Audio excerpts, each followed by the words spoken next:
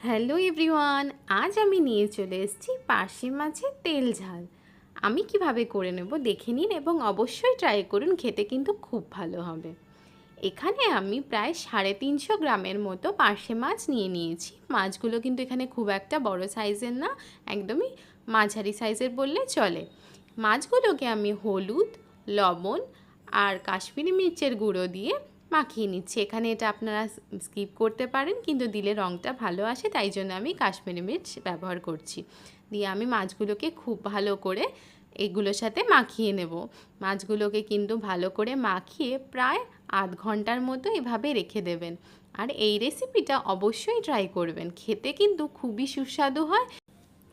দেখুন আমি মাছগুলোকে ভালো মতো এগুলোর সাথে মাখিয়ে নিয়েছি। এবার এগুলোটাকে আমি আধ ঘন্টার জন্য এভাবেই রেখে দেব।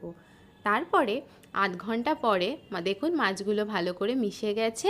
এবার আমি কড়াইতে তেল দিয়ে নিয়েছি 2 চামচের মতো। এবার আমি একটা একটা করে মাছ তেলের মধ্যে ছেড়ে দিচ্ছি ভাজার জন্য। এখানে মাছগুলো খুব বড় সাইজের না, তাই আমি একবারেই সবগুলো ভাজার জন্য দিয়ে দিচ্ছি। যদি একটু বড় হয় তাহলে দুভাগে ভেজে নিতে হতো, কিন্তু আমার এখানে সবগুলো একসাথেই হয়ে যাচ্ছে, তাই আমি একসাথেই ভাজার জন্য ছেড়ে দিচ্ছি।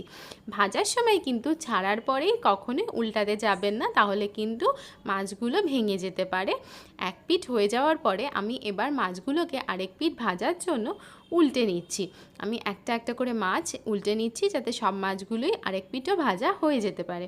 এভাবে আমি সব মাছগুলো উল্টে নিলাম। দেখুন মাছগুলো এখন আমার সবকটাই ভালো মতো ভাজা হয়ে গেছে, কিন্তু খুব কড়া করে কিন্তু আমি এখানে ভাজিনি। একটু হালকা হালকা লালচে ভাব আসলেই আমি কিন্তু মাছগুলোকে তেল ঝরিয়ে তুলে নিচ্ছি।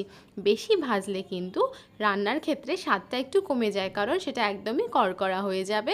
তাই জন্য আমি হালকা হালকা করে ভাজলাম। ভেজে এবার আমি মাছগুলোকে তুলে একটা বাসনে রেখে দিচ্ছি। তারপরে ওই কড়াইতে যে তেলটা ছিল সেই তেলের মধ্যে আমি একটা আলুকে লম্বা লম্বা করে কেটে নিয়েছিলাম, সেই আলুগুলো ওই তেলের মধ্যেই ছেড়ে দিচ্ছি ভাজার জন্য। যেহেতু ওই তেলের মধ্যে হালকা হলুদ আর নুনের ভাব আছে, তাই আমি আর নুন হলুদ দিচ্ছি না। অন্যদিকে আমি একটা মশলা করে নিচ্ছি। তার জন্য আমি 1 চামচের মতো জিরা আর আদা বাটা নিলাম, আর 1 চামচের মতো লঙ্কা বাটা নিলাম। তার সাথে নিচ্ছি হলুদ আর কাশ্মীরি মির্চের গুঁড়ো। ঝালটা আপনারা আপনাদের অনুযায়ী দেবেন, সেই অনুযায়ী লঙ্কা বাটাটা দেবেন। আপনারা চাইলে এখানে গোটা লঙ্কার ব্যবহার করতে পারেন, কিন্তু রান্নাটা এভাবে করলে কিন্তু খুবই সুস্বাদু হবে। এগুলো দেওয়ার পরে আমি বাটিটার মধ্যে খুবই সামান্য পরিমাণে জল দিয়ে মশলাগুলোকে একসাথে মিশিয়ে নিচ্ছি। আমি এখানে মশলাগুলো মিশিয়ে রেখে দেব। অন্যদিকে দেখুন আমার আলুগুলো ভাজা হয়ে গেছে।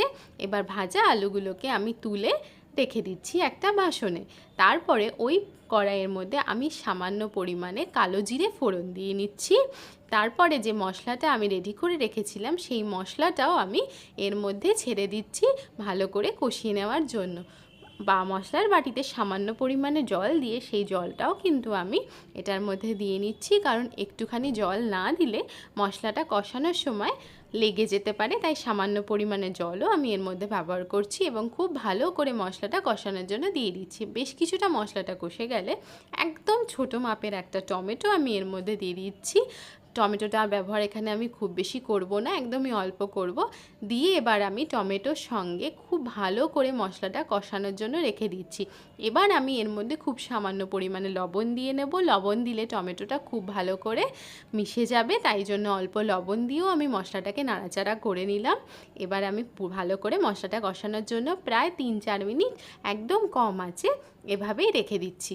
মশলাটা যখন খুব ভালো করে কষে যাবে তারপরে আমি এর মধ্যে জল দিয়ে নেব। আর ঝালের জন্য আমি এখানে আরও একটা কাঁচা লঙ্কাকে চিড়ে দিয়ে নিচ্ছি। আপনারা চাইলে এটা নাও দিতে পারেন। দেখুন মশলাটা আমার খুব ভালো করে কষে গেছে, রঙটাও পরিবর্তন হয়ে গেছে এবং তেলও ছেড়ে দিয়েছে। এবার আমি আলুগুলো ভেজে রেখেছিলাম সেগুলো এর মধ্যে দিয়ে নিচ্ছি। আলুগুলো দিয়ে এর মধ্যে নাড়াচাড়া করব, কারণ আলুগুলো তাহলে মশলার সাথে ভালো করে মিশে যাবে এবং অনেকটা পরিমাণে মশলা কষানোর সাথে সিদ্ধও হয়ে যাবে। তাই জন্য অবশ্যই আলুটা এই সময় দেবেন, দিলে পরে কিন্তু খুব ভালোভাবে আলুটা মিক্সড হয়ে যাবে। এবার গরম করে রাখা জল আমি এর মধ্যে দিয়ে নিচ্ছি, যাতে ঝোলটাকে আমি আগেই কিছুক্ষণ ফোটার জন্য সময় দিতে পারি। মশলার সাথে আমি জলটাকে খুব ভালো করে মিশিয়ে নিলাম, নিয়ে আঁচটা আমি বাড়িয়ে দিচ্ছি। এখানে আমি হাই ফ্লেমে এটাকে ফুটতে দেব, যাতে মশলাটা জলের সাথে খুব ভালো করে মিশে যায়। তারপরে দেখুন আমি এবার এভাবেই প্রায় 1-1.5 মিনিট রেখে দিচ্ছি। দেখুন জলটা ফুটতে শুরু করেছে এবং মশলার সাথে মিশে গেছে। তারপরে ভেজে রাখা মাছগুলো আমি এক এক করে এর মধ্যে ছেড়ে দিচ্ছি। মাছগুলোকে এবার আমার এর সাথে মিশিয়ে নিতে হবে, কারণ মাছগুলোকেও আমার ঝোলের সাথে মিক্সড করে ফুটতে দিতে হবে, নাহলে কিন্তু স্বাদটা ভালো আসবে না। তাই জন্য আমি মাছগুলোকে খুব ভালো করে এর মধ্যে ঝোলের সাথে মিশিয়ে নিচ্ছি। মাছগুলো যাতে সম্পূর্ণ পরিমাণে জলের সাথে মিশে যায়, তাই জন্য আমি নাড়াচাড়া করে পুরোটা মিশিয়ে নিলাম। এবার আমি মাছগুলো সমেত এটাকে আরও 2 মিনিট এভাবেই রেখে দেবো। দেখুন জলটা একদম কমে গেছে এবং মাছগুলো পুরোপুরি ঝোলের সাথে মিশে গেছে। এবার খুব সামান্য পরিমাণে ধনেপাতা কুচি আমি এর ওপর ছড়িয়ে দিচ্ছি। এটার জন্য স্বাদটা কিন্তু খুব ভালো আসবে। তার সাথে আমি আরও কিছু লঙ্কা কুচি এর মধ্যে দিয়ে দিচ্ছি। আমি লঙ্কাগুলোকে 4 ভাগ করে চিড়ে রেখেছিলাম, সেই লঙ্কাগুলোও আমি এর মধ্যে দিয়ে দিলাম। ঝালটাও আসবে, স্বাদটাও ভালো হবে।